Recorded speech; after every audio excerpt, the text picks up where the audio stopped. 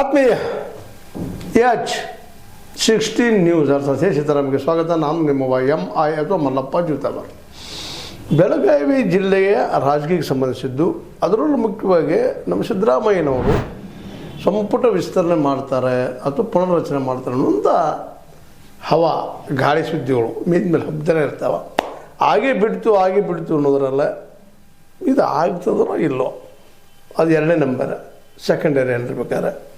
ಮೊದಲ ಈ ಬೆಳಗಾವಿ ಜಿಲ್ಲೆಯಲ್ಲಿ ಇನ್ನೊಂದು ಮಂತ್ರಿಯರಿಗೆ ಪೋಸ್ಟ್ ಖಾಲಿ ಇದೆ ಅಂಥೇಳಿ ಕಾಂಗ್ರೆಸ್ಸಿಗರ ಅಭಿಪ್ರಾಯ ಅಥವಾ ಕಾಂಗ್ರೆಸ್ ಸರ್ಕಾರದ ಒಂದು ಆಶಯ. ಯಾಕೆಂದರೆ ಆಲ್ರೆಡಿ ನಮ್ಮ ಸಿದ್ದರಾಮಯ್ಯನವರಾಗಿರ್ಬೋದು, DK ಶಿವಕುಮಾರ್ ಅವರಾಗಿರ್ಬೋದು, ನಮ್ಮ BJPಯಿಂದ ಬಂದಂಥ ನಮ್ಮ ಸೌದಿಯವರಿಗೆ, ಲಕ್ಷ್ಮಣ ಸೌದಿಯವರಿಗೆ ಮಿನಿಸ್ಟರ್ಶಿಪ್ ಕೊಡ್ತೀವಿ ಅಂತ ಆಶ್ವಾಸನೆ ಕೊಟ್ಟಿದ್ದೇವೆ. ಹೈಕಮಾಂಡ್ ಆಶ್ವಾಸನೆ ಕೊಟ್ಟಿದ್ದೇವೆ. ಇಲ್ಲಿವರೆಗೆ ಕೊಟ್ಟಿಲ್ಲ. ಈಗ ವಿಸ್ತರಣೆ ಮಾಡಿದಾಗ ಅವ್ರು ಕೊಡ್ತಾರೋ ಇಲ್ಲವೋ ಅಂತ ಇವತ್ತು ಇದನ್ನು ಎದುರು ನೋಡ್ತಾ ಇದ್ದಾರೆ ನಮ್ಮ ಲಕ್ಷ್ಮಣ ಸೌದಿಯವರ ಅಭಿಮಾನಿಗಳು. ಯಾಕಂದ್ರೆ ಬೆಳಗಾವಿ ಜಿಲ್ಲೆಯಲ್ಲಿ ಅವರು ಒಬ್ಬರು ಪ್ರಮುಖವಾಗಿ ರಾಜಕೀಯ ವ್ಯಕ್ತಿತ್ವವನ್ನು, ಶಕ್ತಿಯನ್ನು ಪಡ್ಕೊಂಡು ಬಂದಂಥವ್ರು.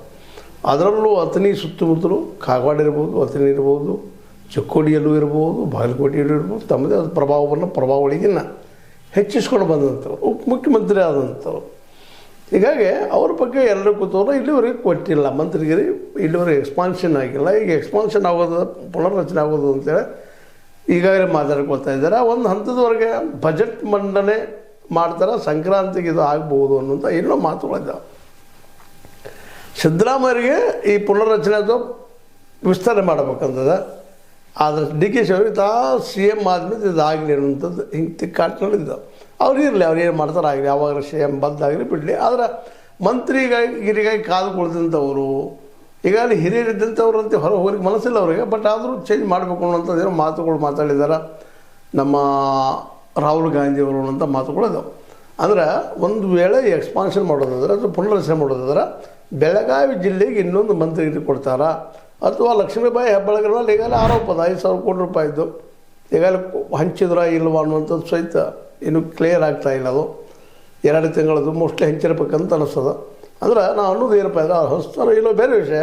ಬಟ್ ಒನ್ ಥಿಂಗ್ ಏನಪ್ಪ ಅಂತಂದ್ರೆ ಇಲ್ಲಿ ಲಕ್ಷ್ಮೀಬಾಯಿ ಹೆಬ್ಬಾಳ್ಕರ್ ಮೇಲೂ ಆರೋಪಗಳು ಸಾಕಷ್ಟು ಇದ್ದಾವೆ. ಕೆಲವಷ್ಟು ಜಿಲ್ಲೆಯಲ್ಲಿ ಅವ್ರಿಗೆ ಅವ್ರ ವಿರೋಧವಾಗಿ ಅಸಮಾಧಾನವಿದ್ದಂಥ ರಾಜಕಾರಣಿಗಳಿದ್ದಾರೆ. ಅದರಲ್ಲೂ ಸತೀಶ್ ಅವ್ರ ಮೇಲ್ನೋಟಕ್ಕೆ ಅವ್ರ ಜೊತೆ ಹೊಂದಾಣಿಕಿದ್ದಂಗೆ ಅನಿಸಿದ್ರು ಒಳ ಮುಚ್ಚುಕದಲ್ಲಿ ಏನೋ ಒಂದು ಸ್ವಲ್ಪ ಡಿಫ್ರೆನ್ಸ್ ಇದ್ದಾವೆ.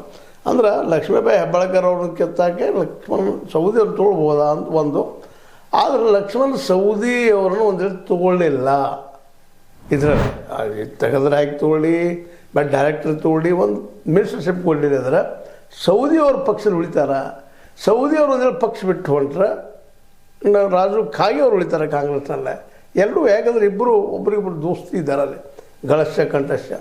ಹೀಗಾಗಿ ಎಲ್ಲರೂ MLAಗಳು ಜಿಗಿದು ಹೋಗ್ಬೋದಾ ಅನ್ನುವಂಥದ್ದು. ಮತ್ತು ಅವರಿಬ್ಬರು ತಮ್ಮ ಸ್ವಬಲದ ಮೇಲೆ ಅಥಣಿ ಮತ್ತು ಕಾಗವಾಡದಲ್ಲಿ ತಮ್ಮ ವ್ಯಕ್ತಿತ್ವ ಸ್ಥಾಪನೆ ಮಾಡ್ಕೊಂಡು ಇದ್ದಾರೆ. ಅದೇ ಬಗ್ಗೆ ಕಾಂಗ್ರೆಸ್ ಸಹಾಯದಿಂದ ಆರಿಸಿ ಬಂದಾರಂತಲ್ಲ, ವಿಶೇಷವಾಗಿ ಅಲ್ಲಿ ತಮ್ಮ ಛಾಪ್ ಮುಡಿಸ್ಕೊಂಡಿದ್ದಾರೆ, ಜನರ ಸಂಪರ್ಕದಲ್ಲಿದ್ದಾರೆ ಇಬ್ಬರು. ಅಂದರೆ ಸೋದರು ಸಹಿತ ಮತ್ತು ಮರೋ ಎಲೆಕ್ಷನ್ದಲ್ಲಿ ಗೆದ್ದು ಬರುವಂಥ ಎಬಿಲಿಟಿ ಬೆಳೆಸ್ಕೊಂಡವ್ರಿದ್ದಾರೆ. ಈಗಂತೂ ಈ ಅಥಣಿ ಬರುತ್ತಿರೋ 2022 ಶಾಸಕ ಚುನಾವಣೆಯಲ್ಲೇ ಮೋಸ್ಟ್ಲಿ ಮತ್ತು ಮರಳಿ ಗೆಲ್ಲುವ ಎಲ್ಲ ಸಾಧ್ಯತೆಗಳು ಲಕ್ಷ್ಮಣ ಸೌದಿ ಅವರಿಗೆ ಅದ ಮತ್ತು ಕಾಗೆ ಅವ್ರಿಗೂ ಅದ. ಹೀಗಾಗಿ ಆದರೆ ಲಕ್ಷ್ಮಣ ಸೌದಿ ಅವರು ರಾಜಕೀಯವಾಗಿ ಬೆಳೆದು ಜಿಲ್ಲೆಯ ಮಟ್ಟದಲ್ಲೇ ನಮ್ಮ ಜಾರಕಿಹೊಳಿ ಸಹೋದರಿಗೆ ಬೇಡಾಗ್ಯದ ಅಥವಾ ಸತೀಶ್ ಅವ್ರಿಗೆ ಬೇಡಾಗ್ಯದ. ಯಾಕಂದ್ರೆ ಅವರು ಸರಿಯಾಗಿ ನಮಗೆ ಹೆಲ್ಪ್ ಮಾಡಲಿಲ್ಲ ಈ ಒಂದು MP ಎಲೆಕ್ಷನ್ದಲ್ಲೇ, ಅವ್ರ ಮಗಳ ಎಲೆಕ್ಷನ್ ಇದ್ದಾಗ ಇನ್ನೂ ಅನೇಕ ಆರೋಪಗಳಿದ್ದ ಅವ್ರು ನಮ್ಮ ವಿರೋಧ ಚರ್ಚೆ ಮಾಡ್ತಿರ್ತಾರೆ ಅವರು ಅಂತೇಳಿ. ಅದಕ್ಕಾಗಿ ಸತೀಶ್ ಅವರು ಒಂದು ವೇಳೆ ಟಿಕೆಟ್ ಮಂತ್ರಿಗಿರಿ ಕೊಡಿಸ್ತಾ ಹೋದ್ರೆ ನಿಶ್ಚಿತವಾಗಿಯೂ ನಮ್ಮ ಸೌದಿಯವರು ಕಾಂಗ್ರೆಸ್ಸಲ್ಲಿ ಉಳಿತಾರ ಅನ್ನೋದು ಇವತ್ತು ಎಲ್ಲರೂ ಕೇಳೋ ಪ್ರಶ್ನೆ. ಅದರಲ್ಲೂ ಅವ್ರ ಅಭಿಮಾನಿಗಳಂತೂ ನಮ್ಗೆ ಯಾವ ಪಕ್ಷದಲ್ಲಿ ಇರಲಿ, ಕಾಂಗ್ರೆಸ್ ಇರಲಿ, BJP ಇರಲಿ, ಒಂದೇ ನಾಳೆ ಜನ ಮುಖಗಳು ಎಲ್ಲಿದ್ರು ಇರಲಿ, ನಮಗೆ ಅಧಿಕಾರ ಬೇಕು, ನಮ್ಮ ಕೆಲಸ ಆಗಬೇಕಾಗ್ಯದ ಅನ್ನುವಂಥ ಮಟ್ಟಕ್ಕೆ ನಮ್ಮ ಸೌದಿಯವರು ಅವ್ರ ಅಭಿಮಾನಿಗಳು ಹೇಳ್ತಾ ಇದ್ದಾರೆ. ಅಂದರೆ ಇದರರ್ಥ ಎಕ್ಸ್ಪಾನ್ಷನ್ದಲ್ಲೇ ಸೌದಿ ಅವರಿಗೆ ಇದು ಮಂತ್ರಿಗಿರಿ ಕೊಡಲೇಬೇಕು ಅನ್ನುವಂಥದ್ದು ಒತ್ತಡದ. ಇದು ಯಶಸ್ವಿ ಆದರೆ ಮೋಸ್ಟ್ಲಿ ಮುಂದಿನ 2 ವರ್ಷವೂ ಅದ್ರ ಜೊತೆ 2022 ಚುನಾವಣೆ ಎಲ್ಲೂ ಸಹಿತ ಕಾಂಗ್ರೆಸ್ ಜೊತೆ ಉಳ್ಕೋಬೋದು. ಮತ್ತು ಈಗ ಅವ್ರ ಮನಸ್ಸನ್ನು ಅಭ್ಯಾಸ ಮಾಡಿದಾಗ ಎಷ್ಟೋ ಸಲ ಮಾತಾಡಿದ್ದನ್ನು ಗಮನಿಸಿದಾಗ ಸೌದಿಯವರಿಗೆ ಮರಳಿ ಹೋಗ್ಬೇಕಂತಿಲ್ಲ. ಬಟ್ ಇಲ್ಲಿದ್ದರೆ ಲಾಭ ಏನು ಅನ್ನುವಂಥದ್ದು. ಸ್ವತಂತ್ರವಾದ ಮೀಡಿಯಾಗೆ ಬೇಕಾಗಿರುವುದು ಸ್ವತಂತ್ರ ಧ್ವನಿ. ಆ ಸ್ವತಂತ್ರ ಧ್ವನಿ ಉಳಿಸಲು ನೀವು ಮಾಡಬೇಕಾದದ್ದು ಇಷ್ಟೇ. ಅದೇನಪ್ಪಾ ಅಂತಂತಂದ್ರೆ ನಿಮ್ಮ ಕೈಲಾದಷ್ಟು ಸಹಾಯ ಈ ಚಾನಲ್ಗೆ ಮಾಡಿ ಹಾಗೂ ನಿಮ್ಮ ಧ್ವನಿಯನ್ನು ಕಾಪಾಡಿಕೊಳ್ಳಿ. ಮತ್ತು ಇದೇ ಕಾಲಕ್ಕೆ ರಾಜಕೀಯವಾಗಿಯೂ ತಮ್ಮನ್ನು ತಾವು ಗುರುತಿಸ್ಕೊಳ್ಳೋದು, ಸಾಮಾಜಿಕವಾಗಿ ಶೈಕ್ಷಣಿಕವಾಗಿ ತಮ್ಮನ್ನು ಗುರುತಿಸ್ಕೊಳ್ಳೋದು. ಮೊನ್ನೆ ನೋಡ್ರಿ ಕೇಂದ್ರೀಯ ವಿದ್ಯಾಲಯದ ಬಗ್ಗೆ ಸ್ಯಾಂಕ್ಷನ್ ಮಾಡಿಕೊಂಡು ಸಣ್ಣ ವಿಷಯ ಅಲ್ಲ. ಮತ್ತು ಅಲ್ಲಿ ಅನಿಮಲ್ ಹಸ್ಬೆಂಡ್ರಿ ಆಯಿತು, ಇನ್ನುಳಿದ ಕಾಲೇಜುಗಳನ್ನ ತರ್ತಾ ಇದ್ದಾರೆ. ಜೊತೆಯಲ್ಲಿ ತಮ್ಮ ನೀರಾವರಿ ಅಂದ್ರೆ ಈ ಒಂದು ಏತ್ ನೀರಾವರಿಗಳನ್ನು ಡೆವಲಪ್ಮೆಂಟ್ ಮಾಡ್ಕೊಳ್ತಾ ಇದ್ದಾರೆ. ಅಲ್ಲಿ ಜನಕ್ಕೆ ಬೇಕಾದ ಕೆಲಸಗಳು ಮಾಡ್ಕೊಳ್ಲಿಕ್ಕಂತಿದ್ದಾರೆ. ಮತ್ತು ರಾಜಕಾರಣಿ ಅನ್ನೋದು ಕೆಲವೊಂದು ಸುಳ್ಳು ಸತ್ಯ ಹೇಳುವಂಥ ಪ್ರಸಂಗ ಬರ್ತಾವೆ, ಆ ಮಾತು ಬೇರೆ. ಆದರೂ ಅತನಿಯಲ್ಲಿ ಸಾಹುಕಾರಪ್ಪ ಅಂದ್ರೆ ಇವರಪ್ಪ ಅನ್ನುವಂಗೆ ಅದಾರ. ಮತ್ತು ಇನ್ನೊಂದು ಏನಪ್ಪ ಅಂತಂದ್ರೆ ಅಲ್ಲಿಯ ಜನ ಇವರನ್ನು ಭಾಳ ಪ್ರೀತಿ ಮಾಡ್ತಾರಂತೆ. ಅಲ್ಲಿಯ ಜನರ ಮಾನಸಿಕ ಸ್ಥಿತಿ ನೋಡಿ ಅನ್ನಿಸ್ತಾ ಇರ್ತದೆ. ಮತ್ತು ಜೊತೆಗೆ ಈಗ ರಮೇಶ್ ಕತ್ತಿಯವರು ಜೊತೆ ಕೈ ಜೋಡಿಸಿದ್ದರಿಂದಾಗಿ ಇಬ್ಬರು ಕುಡ್ಕೊಂಡಿರ್ತಾರೆ, ರಾಜಕೀಯ ಮಾಡ್ತಾರೆ. ಮತ್ತು ರಾಜು ಕಾಗೆಯವರು BJP ಹೋಗಿ ಬಂದಂಥವ್ರು ಇದ್ದಾರೆ, ರಮೇಶ್ ಕತ್ತಿಯವರು BJPಯಲ್ಲಿ ಇದ್ದಾರೆ. ಅವ್ರ ಜೊತೆ ಇವರು ಹೋದ್ರಪ್ಪ ಅಂತಂದ್ರೆ ಒಂದು ಜೊತೆಗೆ ಉತ್ತಮ್ ಪಾಟೀಲರು ಮೋಸ್ಟ್ಲಿ ಅವರು BJP ಹೋಗುವಂಥ BJP ಇರುವಂಥ ವ್ಯಕ್ತಿ ಇದ್ದಾರೆ. ಇವೆಲ್ಲನೂ ಗಮನಿಸಿದಾಗ ಮುಂಬರುವ ಎಲೆಕ್ಷನ್ದಲ್ಲೇ ಜೊಲ್ಲೆ ಅವ್ರನ್ನ ಬಿಟ್ಟು ಉಳಿದವರೆಲ್ಲರೂ ಹೆಚ್ಚು ಹೋಗುವಂಥ ಸಾಧ್ಯತೆಗಳು ಹೆಚ್ಚು ಕೂಡಿದವರೆ. ಆದರೆ ಪ್ರಕಾಶ್ ಹುಕ್ಕೇರಿ ಆಗಿರ್ಬೋದು ಅಥವಾ ಅವ್ರ ಮಗ ಗಣೇಶ್ ಹುಕ್ಕೇರಿ ಆಗಿರ್ಬೋದು, ಅವರು ಕಾಂಗ್ರೆಸ್ಸಲ್ಲೇ ಉಳಿಯುವಂಥವ್ರು ಅನ್ನೋದು ಎರಡು ಮಾತಿಲ್ಲ. ಹಾಗಂತೇಳಿ ವಿರೋಧ ಮಾಡ್ತಾರಂತೂ ಅಲ್ಲ. ಅವರು ನ್ಯೂಟ್ರಲಾಗಿ ಉಳಿಯುವಂಥವ್ರು, ತಮ್ಮ ಅಸ್ತಿತ್ವ ಉಳಿಸ್ಕೊಂಡು ಹೋಗುವಂಥ ಜನ. ಹೀಗಾಗಿ ಅವ್ರು ಯಾರಿಗೂ ಕೆಟ್ಟಾಗೋ ಮನೋಸ್ಥಿತಿಗಳಿಗಿಲ್ಲ. ಹೀಗಾಗಿ ಮಾನಸಿಕವಾಗಿ ಇವತ್ತು ಇದು ಒಂದು ಸೌದಿ, ಎರಡನೇದು ರಮೇಶ್ ಕತ್ತಿಯವರು, ಮೂರನೇದು ಅಲ್ಲೇ ವಿವೇಕರಾವ್ ಪಾಟೀಲರು, ಮುಂದೆ ಅವ್ರ ಜೊತೆ ರಾಜು ಕಾಗೆ, ಇವರೆಲ್ಲ ಒಂದು ಸಂಘಟನೆ ಆಯ್ತಂದ್ರೆ ಪ್ರಬಲ ಒಂದು ಶಕ್ತಿ ಆಗೋದ್ರಿಂದಾಗಿ ಸಹಜವಾಗಿನ BJP ಮುಂದಿನ ದಿನಗಳಲ್ಲಿ ಒಂದು ದೊಡ್ಡ ಶಕ್ತಿ ಆಗ್ತದೆ. ಬೆಳಗಾವಿಯಲ್ಲೇನೂ ಮಾತುಗಳು ಕೇಳಿ ಬರ್ತಾ ಇದ್ದಾವೆ. ಹೀಗಾಗಿ ಇವತ್ತು ಸತೀಶ್ ಅವರ ತೆಗೆದುಕೊಳ್ಳೋ ನಿರ್ಧಾರಗಳು ಕಾಂಗ್ರೆಸ್ಸಿಗೆ ವರುಣ ಆಗ್ಬೋದು, ಶಾಪಣ ಆಗ್ಬೋದು. ಮಂತ್ರಿಗಿರಿಯಾಗಿಗಳದ್ರೆ ಈಗ ಇದ್ದಷ್ಟನ್ನು ಉಳ್ಕೊಂಡು ಹೋಗ್ತಾವೆ ಕಾಂಗ್ರೆಸ್ನ ಸೀಟುಗಳು. ಇಲ್ಲಪ್ಪ ಅಂತಂದ್ರೆ ಸಹಜವಾಗಿನ ಅಧಿಕಾರ ಇಲ್ಲ, ಅದು ನಾವು ಇಲ್ಲಪ್ಪ ಅನ್ನುವಂಥ ಮಾತುಗಳು ಸಹಿತ ಆಡೋದನ್ನು ಗಮನಿಸಿದಾಗ. ಮತ್ತು ಇಲ್ಲ ರೀ ನಮ್ಮ ಅಭಿಮಾನಿಗಳು ಹೋಗಂದಾರ, ನೀವು ಗೊತ್ತದಲ್ಲ ಪ್ರತಿಯೊಬ್ಬ ರಾಜಕಾರಣಿಗಳು ಏನು ಹೇಳ್ತಾರೆ ಅಂತೇಳಿ. ನಮ್ಮ ಅಭಿಮಾನಿಗಳು ಹೋಗಪ್ಪ ಅಂತ ಹೇಳಿದಾರೆ, ಮತ್ತೆ BJP ಹೋಗ್ತೀವಿ ಅನ್ನುವಂಥ ನಿರ್ಧಾರ ತೆಗೆದುಕೊಂಡು ಹಿಂಗೆ ಹೇಳುವಂಥ ರಾಜಕಾರಣಿಗಳು ಇದ್ದಾರೆ.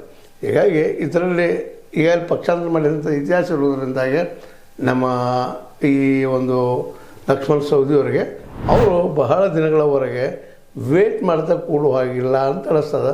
ಯಾಕಂದರೆ ಸ್ವಲ್ಪ ಅಧಿಕಾರಿದಿಂದ ಕೆಲಸ ಮಾಡ್ಬೋದು ಅನ್ನೋದು ಅವರ ಅಪೇಕ್ಷೆ. ಅವರು ಪ್ರಬಲ ವಿರೋಧಿಗಳು ಅಲ್ಲಿದ್ದಾರೆ ಚಿಕ್ಕೋಡಿ ತಾಲೂಕಿನಾಗ. ಮತ್ತು ಇಲ್ಲಿವರೆಗೆ ಇಷ್ಟರೊಳಗೆ ಚಿಕ್ಕೋಡಿ ಜಿಲ್ಲಾ ಆಗಬೇಕಾಗಿತ್ತು, ಆದ್ರೆ ಆಗಿಲ್ಲ. ಅದು ಅಸಮಾಧಾನ ಜನರಿಗೆ ಅದ. ಅದೇ ಕಾರಣಕ್ಕೆ ಅಥಣಿ ಒಳಗೆ ಏನದಪ್ಪ ಅಂತಂದ್ರೆ ಅಲ್ಲಿ ಸಮಾನ ಮನಸ್ಕರು ಇದ್ದಾರೆ, ಸುತ್ತಮುತ್ತ ಒಳ್ಳೆ ಇನ್ನುಳಿದ ಜನಸಂಪರ್ಕಗಳ ನಾಯಕರು ಇದ್ದಾರೆ.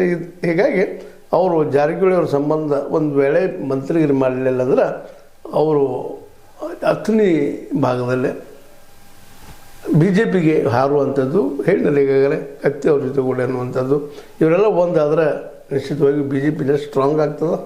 ಇನ್ನೂ ಹೆಚ್ಚಿನ ಸಂಖ್ಯೆಯಲ್ಲಿ ಆಯ್ಕೆಗಳಾಗುವಂಥ ಸಾಧ್ಯತೆಗಳೆಲ್ಲ ಇದ್ದಾವೆ. ಯಾಕಂದರೆ ಈಗಾಗಲೇ ಹೈಕಮಾಂಡನು ಅಂದ್ರೆ BJP ಹೈಕಮಾಂಡನು ಇವ್ರ ಮೇಲೆ ಕಣ್ಣಿಟ್ಟದ. ಮೊನ್ನೆ BL ಸಂತೋಷ್ ಅವರು ಬಂದಾಗ ಏನೋ ಚರ್ಚೆಗಳು ಅವೆಲ್ಲ ಆಗಿದ್ದಾವೆ. BL ಸಂತೋಷ್ ಅವರು ಕಣ್ಣಿಟ್ಟಿದ್ದಾರೆ. ಜೊತೆಗೆ ಇನ್ನುಳಿದ BJP ನಾಯಕರು ಇವ್ರ ಜೊತೆಗೆ ಸಂಪರ್ಕ ಮಾಡ್ಕೊಳ್ಳೋ ಪ್ರಯತ್ನ ಮಾಡ್ತಾ ಇದ್ದಾರೆ.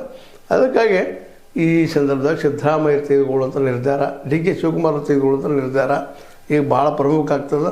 ಆ ನೆಲೆಯಲ್ಲಿ ಸಿದ್ದರಾಮಯ್ಯಗಿಂತಲೂ DK ಅವರಿಗೆ ತಮ್ಮ ಬಲವನ್ನು ಹೆಚ್ಚು ಮಾಡ್ಕೋಬೇಕಾಗ್ಯದ. ಅದಕ್ಕಾಗಿ ಅವರು ಸಾದಷ್ಟು ಪ್ರಯತ್ನ ಮಾಡಿ ಲಕ್ಷ್ಮಣ ಸವದಿಯವರು ಮಂತ್ರಿಗಿರಿಗೆ ತರುವಂಥ ಎಲ್ಲ ಅವಕಾಶಗಳು ಅದಾವೆ. ಅದನ್ನು ಮಾಡಬಹುದಾ ಅನ್ನೋದು ಒಂದೇ ಬಾಕಿ ಇರುವಂಥದ್ದು. ಮೋಸ್ಟ್ಲಿ ಬಾಕಿ ಅನ್ನೋದು ಹೆಚ್ಚು ಕಡಿಮೆಗೆ ಆಗಲಿಲ್ಲ ಅಂದರೆ BJP ಹೋಗೋದು ಸಿದ್ಧ ಅಂತ ಅಭಿಮಾನಿಗಳು ಮಾತಾಡ್ತಾರೆ ನಮ್ಮ ಜೊತೆಗೆ. ಇದು ಇನ್ನು ನಿರ್ಧಾರ ಸತೀಶ್ ಮತ್ತು ಕಾಂಗ್ರೆಸ್ಸಿಗೆ ಇಟ್ಟಂಥ ವಿಷಯ. ಕಾಂಗ್ರೆಸ್ ಯಾವ ರೀತಿ ಡಿಸಿಷನ್ ತೊಗೊಳ್ತದೋ ಅದ್ರ ಮೇಲೆ ಮುಂದಿನ ದಿನಗಳಲ್ಲೇ ನಮ್ಮ ಸೌದಿಯವರು ಕಾಂಗ್ರೆಸ್ನಲ್ಲಿ ಉಳಿಬೇಕು ಉಳಿಬಾರ್ದು ಅನ್ನೋಂಥ ಡಿಸಿಷನ್ಗೆ ಬರುವ ಸಾಧ್ಯತೆ ಎಲ್ಲ ಇದ್ದಾವೆ. ಒಟ್ಟಿನಲ್ಲೇ ಇಲ್ಲಿ ವಿಶೇಷ ಏನಪ್ಪ ಇವತ್ತಿನ ರಾಜಕೀಯದ ವಿಶೇಷ ಏನಪ್ಪ ಅಂದ್ರೆ ಯಾವುದೇ ಪಾರ್ಟಿಯಲ್ಲಿ ಇರ್ರಿ, ಯಾವುದೇ ಪಾರ್ಟಿಯವರಾಗಿರ್ರಿ, ನೀವು ಗೆಲ್ಲುವಂಥವ್ರು ಇರಬೇಕು. ಅಂಥವ್ರಿಗೆ ಅವಕಾಶಗಳು ಹೆಚ್ಚಿಕೊಡೋ ಪ್ರಯತ್ನ ಮಾಡ್ತಾ ಇರ್ತಾರೆ. ಈಗ BJPಗೆ ಯಾಕಪ್ಪ ಇವ್ರ ಕನ್ನಕ್ಕೆ ಅಂದರೆ ಮುಂಬರುವ ಎಲೆಕ್ಷನ್ದಲ್ಲೇ BJP ಸೀಟ್ಗಳು ಹೆಚ್ಚು ಮಾಡ್ಕೋಬೇಕು ಅನ್ನೋ ಕಾರಣಕ್ಕಾಗಿ ಮತ್ತು ಅವ್ರಿಗೂ ತಮ್ಮ ತಪ್ಪಿನ ಅರಿವೋ ಏನೋ ಆಗಿರ್ತದೆ ಇಷ್ಟೊಳಗೆ ಅವರು ಅಡ್ಜಸ್ಟ್ಮೆಂಟ್ ಮಾಡುವಂಥ ಸಾಧ್ಯತೆಗಳಿದ್ದಾವ ಅನ್ನೋ ಮಾತುಗಳನ್ನು ಹೇಳ್ತಾ ಒಟ್ಟಾರೆಯಾಗಿ ಬೆಳಗಾವಿಯ ರಾಜಕಾರಣ ಸೌದಿಯವ್ರನ್ನ ಮಿನಿಸ್ಟರ್ ಮಾಡಿದ್ರೆ ಒಂದಾಗ್ತದೆ ಅದ್ರ ಕಾಂಗ್ರೆಸ್ ಆಗಿ ಉಳಿತದೆ. ಆಗದೇ ಇದ್ದರೆ ನಿಶ್ಚಿತವಾಗಿ ಅವ್ರು BJP ಹಾರ್ತಾರೆ ಅನ್ನೋದು ಅವರ ಕಟ್ಟಾಭಿಮಾನಿಗಳ ಒಕ್ಕೊರಲಿನ ಧ್ವನಿ. ಏನಂತೀರಿ ಇದಕ್ಕೆ? ಸುಳ್ಳಿರ್ಬೋದಾ ಇದು, ಸತ್ಯ ಇರ್ಬೋದಾ ಇದು ಡಿಸೈಡ್ ಮಾಡೋದು ನೀವು. ನಮಗೆ ಬಂದ ಸುದ್ದಿಗಳಾದ್ರ ಮೇಲೆ ಅಷ್ಟೇ ನಮಗೆ ಅನ್ನಿಸ್ತಾ ಇದೆ, ಏನಾಗ್ತದೆ ನೋಡೋಣ ಅಂತ ಹೇಳ್ತಾ ಸೌದಿಯವರು ಕಾಂಗ್ರೆಸ್ ಉಳಿತಾರ ಇಲ್ಲ BJP ಜಿಗಿತಾರ, ಇದು ಸತೀಶ್ ಅವರ ನಿರ್ಧಾರದ ಮೇಲೆ ಅದ ಅಂತ ಹೇಳ್ತಾ ಇದು ನಿಮಗೆ ಲೈಕ್ ಮಾಡಿ, ಶೇರ್ ಮಾಡಿ, ಕಾಮೆಂಟ್ ಮಾಡಿ, ಜೊತೆಗೆ ಸಬ್ಸ್ಕ್ರೈಬ್ ಮಾಡಿರಿ. H16 ನ್ಯೂಸ್ ಅರ್ಥಾತ್ ಹೇ ಸೀತಾರಾಮನ್ ಸತ್ಯದ ಕೈಗರಡಿ ವಂದನೆಗಳು.